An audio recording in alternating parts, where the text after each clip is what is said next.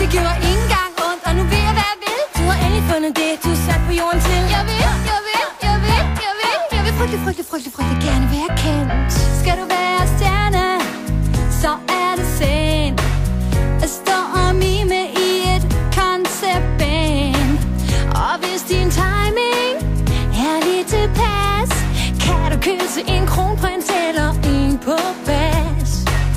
Når du er blevet en kendt person, når du er sådan en, der kender nogen, skal du blive tv-vært og sige ord. Hvis de hænger sammen, er din fremtid stor.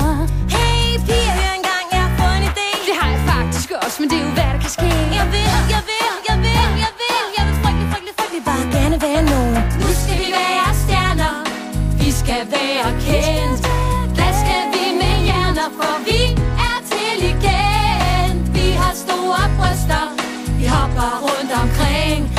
Vi kan ikke synge, men vi kan sige dingeling. Og så får vi succes og bliver genkendt hver dag.